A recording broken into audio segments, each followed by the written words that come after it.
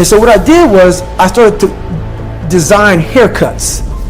And one haircut I had was the old man. And I shaved my head up here just like this.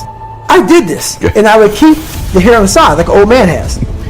And one time I shaved my whole head and had a reverse part. So I had hair up here and it kind of zigzag. So I did things to be this cool, crazy, kind of like creative kid. You know, like Crisscross came out. I was crazy, man. But I was a crazy cool kid in school. So I look in the fucking mirror, I see this letter, I'm fucked up, and I'm like, you know what, man, no one's coming to help me. In this mirror, it wasn't my mom, it wasn't Principal Freeman, it wasn't my dad, it was me. Because wasn't nobody coming back to fucking help David Goggins. That was my mindset now. And so with my non-spelling ass, I started getting these sticky notes and writing, you're fucked up. And my mom wakes up like, what is wrong with you? I go, man, I have to change because I can't stay here. I can't. I looked at myself in the mirror and I was defeated. I go, look at myself. I'm like, who am I? So I'm defeated in this mirror. And I'm like, okay, I'm changing.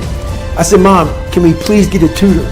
So we can only afford $15 a week for a tutor. So I had 4 hours a month. Okay. 4 hours a month. I had a 4th grade reading level, man. 4 hours a month for 6 months. That's all I had. So this tutor did one thing for me, very big. But basically, she saw that I was slow, very slow, and couldn't retain shit. And I think she was joking. She says, you're gonna have to write down everything 1,000 times for you to remember this. I took it as okay, roger that. So I literally went to the store and I bought these spiral notebooks. And I started literally writing down, let's say it's a math equation, the same fucking math equation over and over and over and over again. When it came to a paragraph comprehension, I couldn't read the fucking paragraph and then remember it. So we had like, I think 25 or 30 paragraph comprehension things. I had to write down the whole fucking thing, like a whole paragraph, and you don't have much time to take the fucking test. But that's how I learned.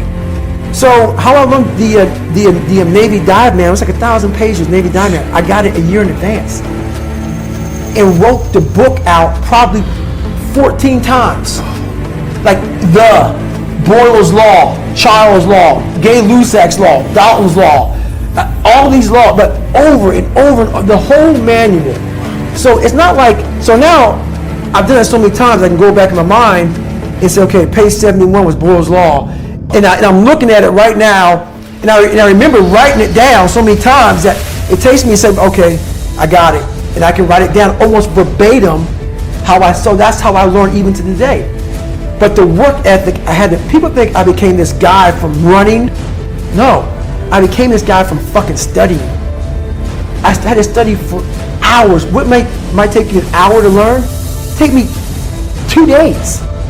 So that's where, at the table, and my best friend Johnny remembers me like, God, you just changed. Something happened.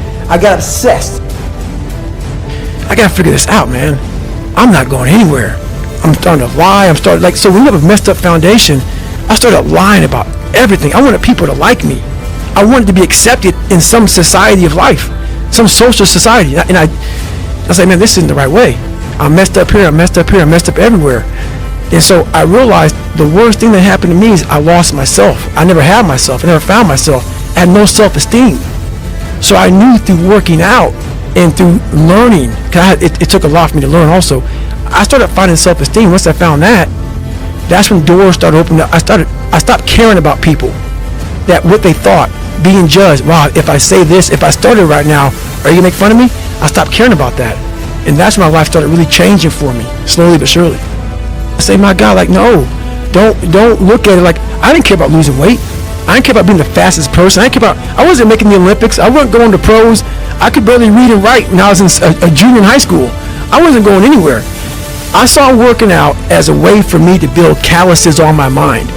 I had to callous over the victim's mentality. So I watched these movies. I talked about Rocky last time I was on here. I always equated training to mental toughening. Like, it always looked brutal. People waking up early and doing all these things, and it looked horrible. I was like, wow, man, I gotta start doing that. not to get better, bigger, and stronger, but that is what's going to build me. That looks uncomfortable. That looks brutal. And getting up early, I don't want to do that. Some of this long list of things I don't want to do.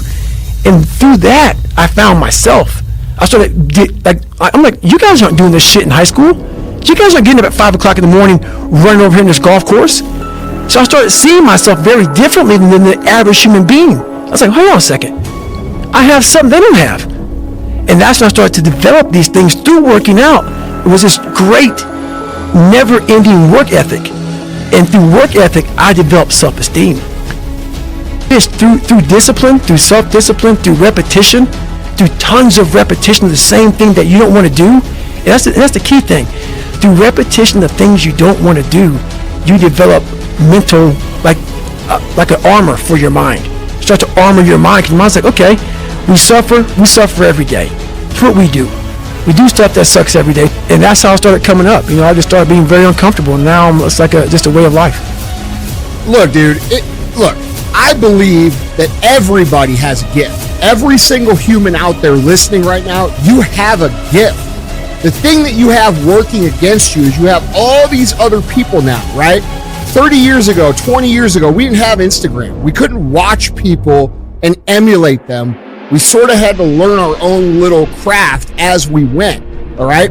But now we get to see what everybody's doing. And our tendency as humans is to emulate the style or the personality or the way that someone speaks or the way they do their content and all these different things. But here's the thing that you don't understand, is that by doing this, you are actually keeping yourself from becoming great. Because the most that you could ever be when you do these things is a watered down, lesser version of what someone else is doing, all right?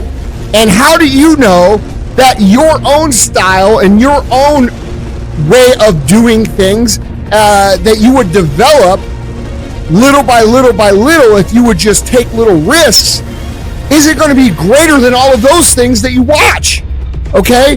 You cannot be great being a lesser version of what already exists. You can only be great when you execute against your own potential and do your own development. And that means getting up there and looking like a clown. And it means taking little bitty steps forward every single opportunity you get.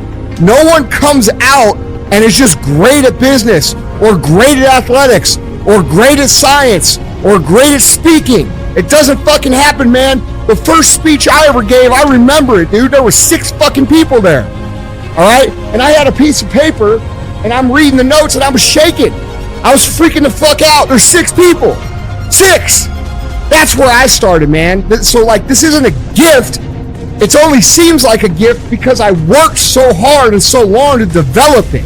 And you guys have to do the same thing if you want to be great. If you want to be good and you want to be effective and you want to be, not great, you just want to be good, then yeah, dude, take someone else's style. Emulate everything they do. Clearly it might work. But if you want to be great, if you want to be one of the best that's ever fucking lived at what you do, you have to understand that it's about developing our own skills. It's about developing our own style. It's about developing our own swagger. It's about developing our own selves. And we don't do that when we constantly look at other people and admire them or look at them for an example or steal their shit like so popular out there these days. So if you want to be great, guys, you have to put in the work. You have to put in the talent. It's not that everybody doesn't have the potential. Everybody has the potential. It's just they're not developing it because there's too much distraction out that we didn't have 20 years ago. So when I'm coming up, dude, I don't have people to look at. We didn't have the internet. We didn't have social media. We didn't have all these things. We had books. And if I wanted to learn how to speak or learn how to do anything, guess what I had to do? I had to go fucking do it and suck in front of everybody. And we've lost that in society now. Everybody wants to be a lesser version of something else. And guys, I'm telling you, you can't win long term doing that. My whole life, I mean, I don't know if people believe in God or what. I don't care what you believe in. There's been this unrelenting voice in my head. We all have this voice. It's the right or wrong voice. And a lot of times that voice guides us into comfort. And my voice guided me into comfort a lot. But I have this other voice I heard my whole life. Say, hey, motherfucker, what are you doing? Nah, man, we gotta go over here. We gotta go over here to that rock pile over in the fucking corner where nobody's at. That's where victory's at.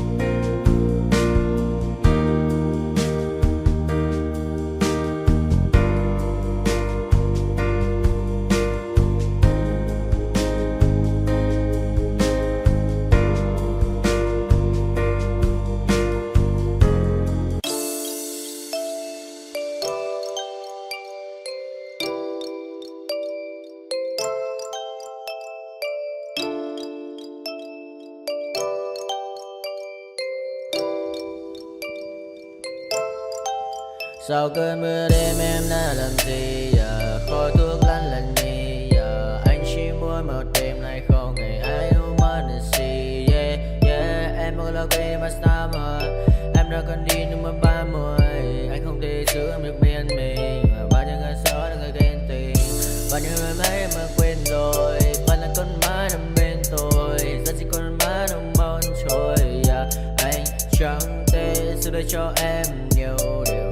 Còn mấy con má điều em mới không muốn. Yeah, em mới không muốn. Yeah, em nhớ muốn bên anh như khi em muốn mơ bên anh. Em nhớ muốn say nhà này là mơ mà em cần anh. Yeah, bao năm mình mơ chỉ cần nói sai đến nay em không muốn mai chỉ cần ai bao năm mà sau và em muốn đêm nay em đã trôi đã biển qua cảm xúc như cơn mưa kia đang nhìn tôi đã mệt mà đi má đôi má em thật u sầu và đi má đôi má em thật màu nâu và anh muốn ôm em thật chặt yeah. Trong khu phố anh ôm lấy một tay em không thể thắng yeah. Như cơn mưa anh không ngần lại yeah. Em anh đi xa đi mất yeah. Chỉ còn nay anh qua đêm cất yeah. Nỗi buồn như anh không ngờ như em yeah. Ta không bên nhau xa rồi, chỉ còn cơn mưa kia đang nhạt trôi và em xa rồi. Chỉ còn anh đêm nơi cái mây mờ thôi yeah. Mắt anh đã mở đi mascara, môi hồng như Evergrande yeah. Bạn em như có AK, pháo hoa là ta ta ta ta. Anh bay lên trên trời cao, không ngăn đao, chẳng biết vì sao.